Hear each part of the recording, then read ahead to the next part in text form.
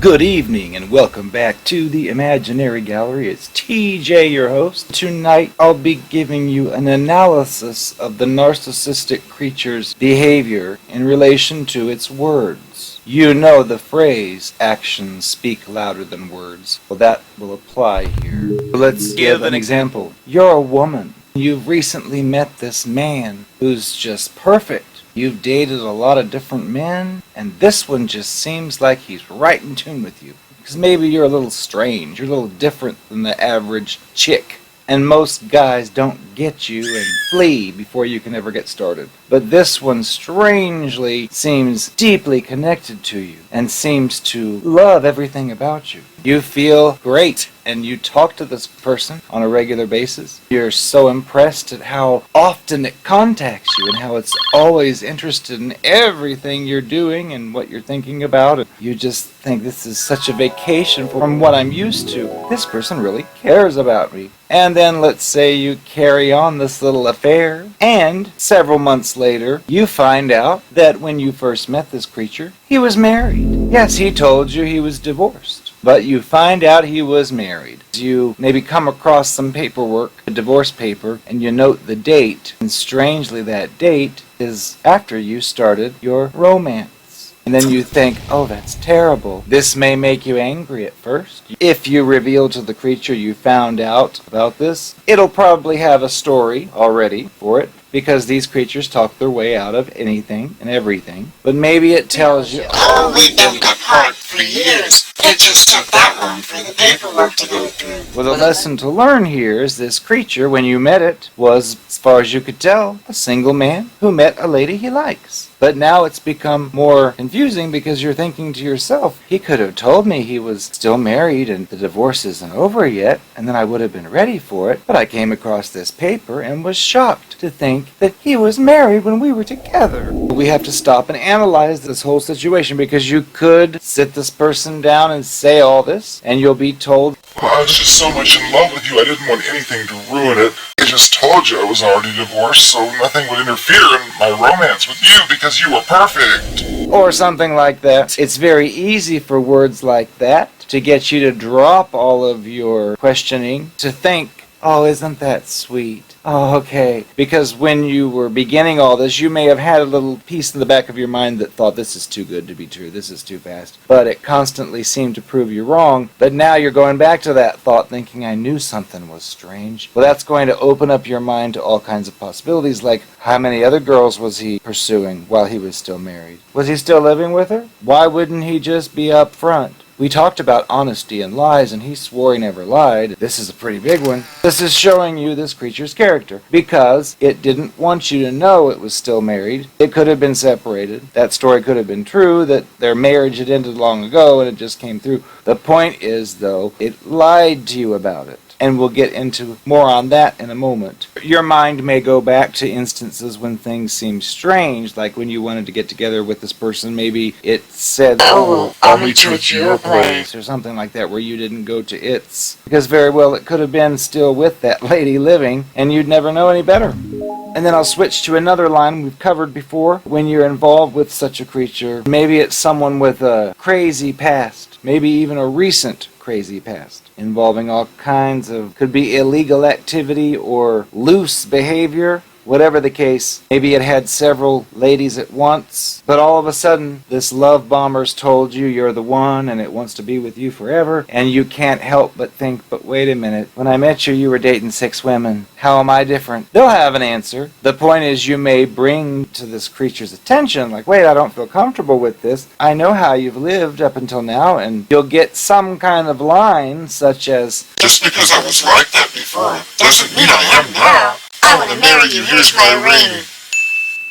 And that may sound great, and it may feel great with all the fake love bombing that went on. Still, you may be thinking to yourself, this doesn't feel right. They'll often try to convince you of things that simply aren't true, such as, just because I used to be a criminal whore or whatever I was, doesn't mean I am now. These creatures prove themselves wrong, even though they may argue to your face that you're wrong. If you do a simple analysis of the situation, hopefully you'll see it. it and recognize it if it applies to you. So in both of these examples, they involve something this creature did previously that it hid from you or lied to you about in order to progress the relationship further. We have to remember these creatures are predators. They have a goal. They have a target. You're it. In their mind, they're thinking, I've got to conquer this target. So the words you heard were the best words it could say that would lead you to take things further. So when you hear that just because I did this before doesn't mean I do it now, you have to stop and analyze the fact that if you look at what was done, what does it tell you? The married person or the one who used to be a criminal and now all of a sudden isn't? Either way, both of them deliberately hid the truth from you about what the situation was recently. They did that for a reason. Why? Well, because your instinct is accurate. Like with the married man, you might be saying, I don't know if I want to do this. I'm afraid you might be married to me and then find some other girl. Oh no. You'll hear those lines. Just because I did this before doesn't mean I do it now. You're different. You're special. Whatever. Stop and take a look at what they've done. They've acted out this scenario which was fueled by the very fact that, with the first example, if he would have told you, Hi, you're hot, I love you.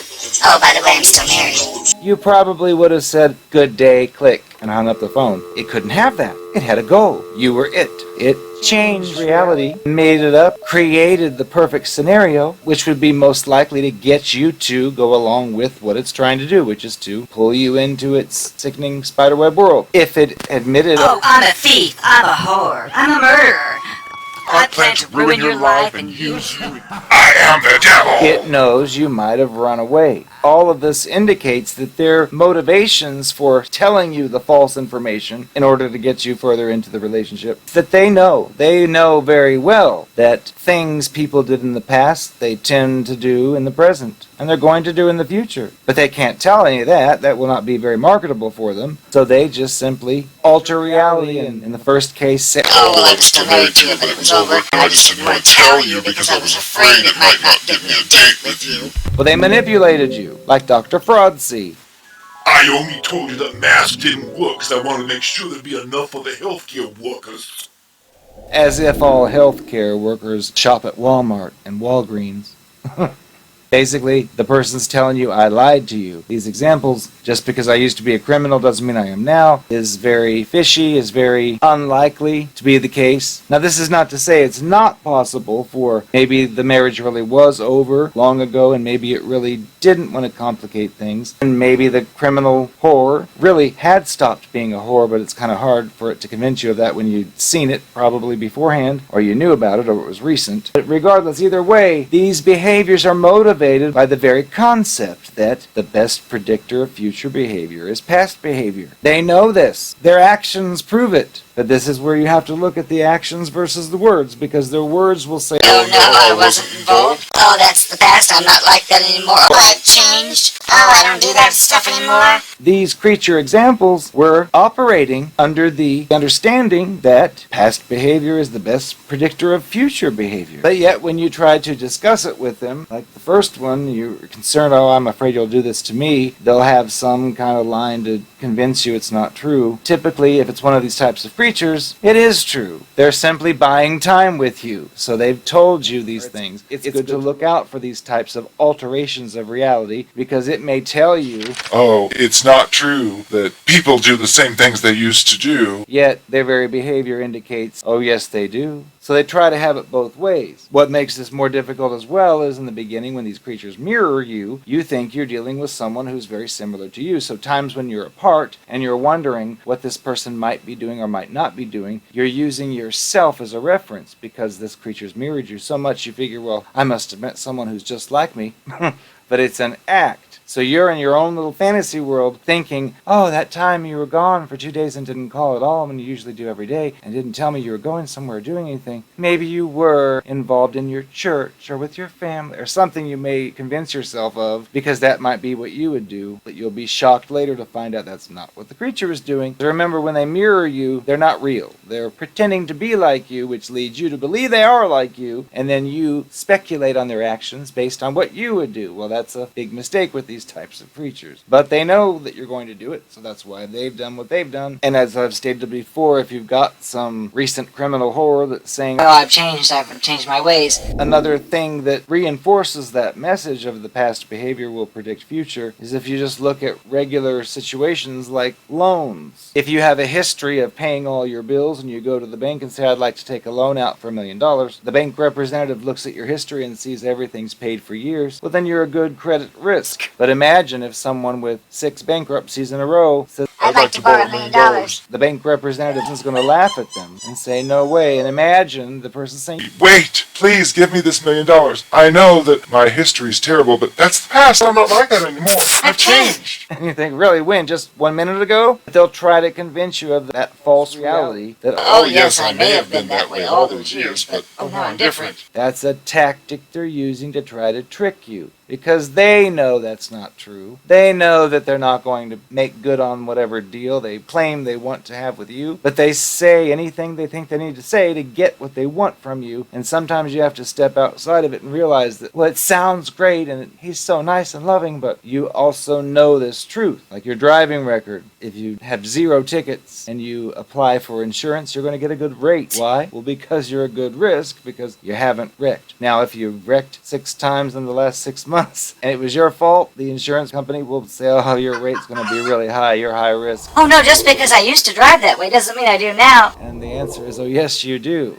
But they'll try to convince you of that false reality. Another situation could be that you've gone through some tough relationship, and therefore you're very reluctant to start another one. You may meet one of these love bomber creatures, narcissistic monsters, who tries to get you to marry them right away. And if you say, oh, I've been through terrible times, I was abused by someone, and they lied all the time, and I'm not really ready for that, you're likely to get, Oh, I know exactly what that's like. I had that too. but it won't match up if you take things slow. They eventually become impatient and want to push things further, quicker. They may tell you, You've got something wrong with you. You need to get over your past. Just because the others were like that doesn't mean that I am.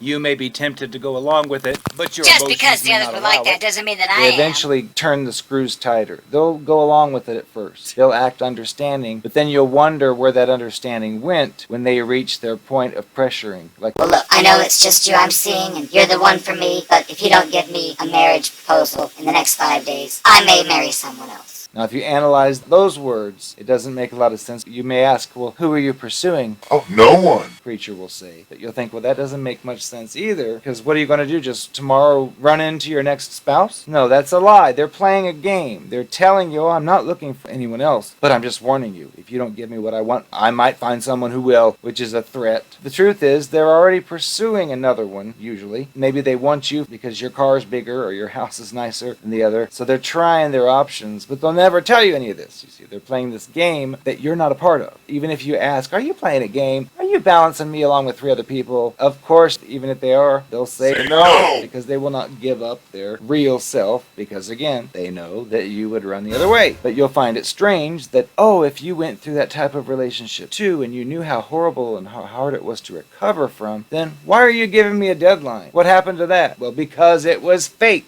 And you're sitting there thinking you're with a real person, trying to make sense of their inconsistent behaviors with words versus actions. And when you try to ask them and you get more nonsense as a response, it'll drive you crazy. Well, the point is to realize that you weren't a real person to this creature. You were simply a goal it wanted to achieve. And you were no better or worse than any of the others that you didn't know about. And when you try to confront these creatures for their inconsistent behavior when compared to the words, you won't get anywhere because, again, they're playing a game. Perfect example was I was involved with one of these creatures, and I happened to know someone else that I worked with who I could tell was telling a big fat lie. Well, I'd have a talk with the creature, and I'd say, you know, this person I work with, oh, it said this and it said that. And the creature would be going right along with it, saying, Oh, yeah. Oh, and this too. Yeah, that person's lying. I know it. you're using details to come to your conclusion. They're going along with and understanding it all. But then, when the situation changes and they've done something that's inconsistent, and you do the same process like you did with the coworker that lied, you'll find a completely different monster in front of you who has no logic, who appears to have lost all that skill they just had with the other person, because it has to do with them. It's the creature. It doesn't want you to know the truth, so it'll just abandon all that logic and reasoning it used to join you regarding your coworker, and your your brain won't be able to understand, like, wait a second, you seem to have it all together with that situation, yet when it's you, it's a brick wall or it's a dead end. Well, again, because you're dealing with a creature that's not real, and any attempts to pull in a real life mentality to the whole thing fails because you're not dealing with the real person. So when you notice the inconsistencies in the words and the actions, think about it further, look at it deeper, ask more questions. Like, it is possible for someone to go from a life of crime and horrible behaviors and straighten up, but there's usually a journey in between. If you meet a person who tells you, oh yeah, I used to be a thief and a killer and a rapist, oh yeah, oh but I'm not anymore, you may want to ask, like, well, how did you get there? Because people do make drastic changes in their lives. They do go from one extreme way to another, but the key here, as I've said in another video, is ask about that journey, because typically you'll get a shallow, false, ridiculous response such as, Oh, well, I just decided one day I didn't want to be a criminal anymore. and that's not a real answer. It's phony. So if you hear that kind of thing, even if they're love bombing, that's a clue to get out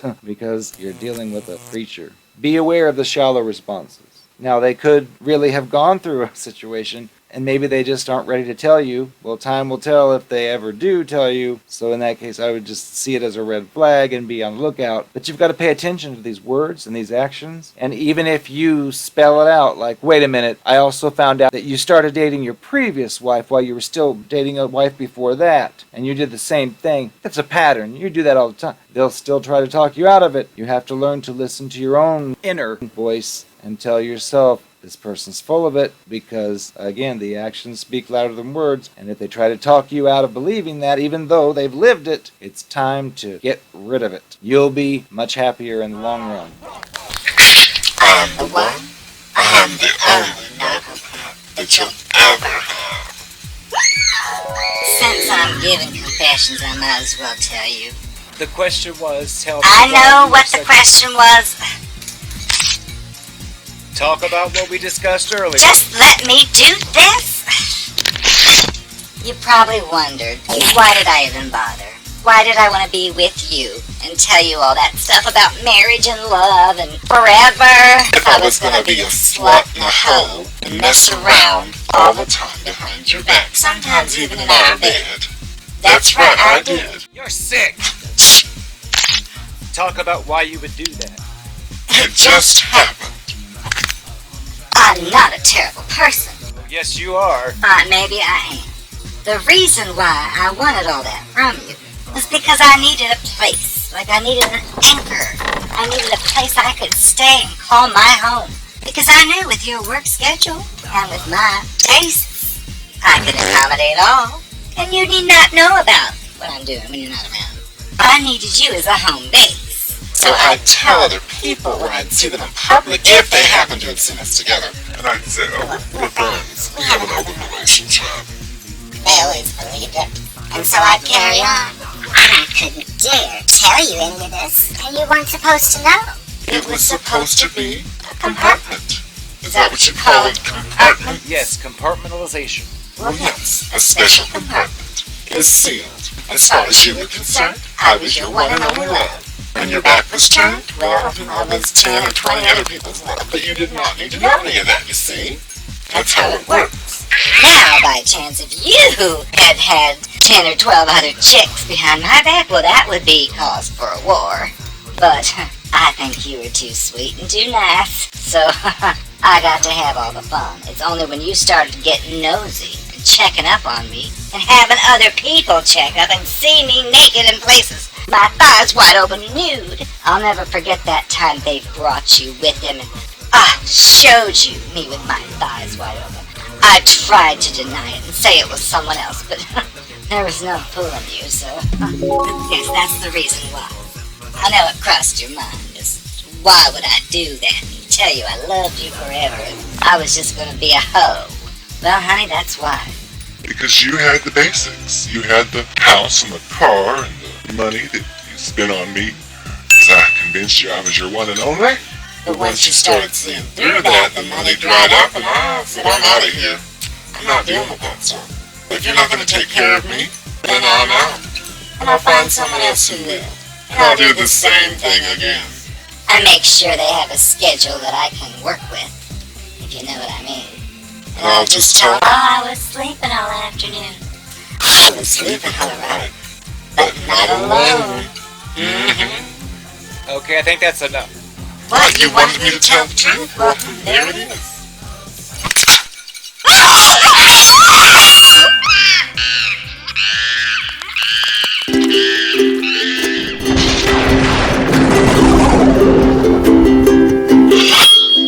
Hi, I am the Narcopath, but I'd like to welcome you to Drag Queen Story Hour.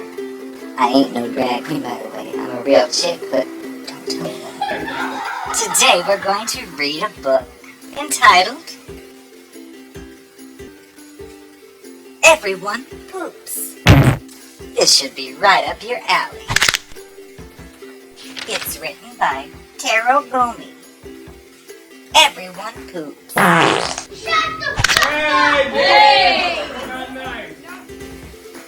An elephant makes a big poop. A mouse makes a tiny poop. No, bitch! Oh, yeah, he's out.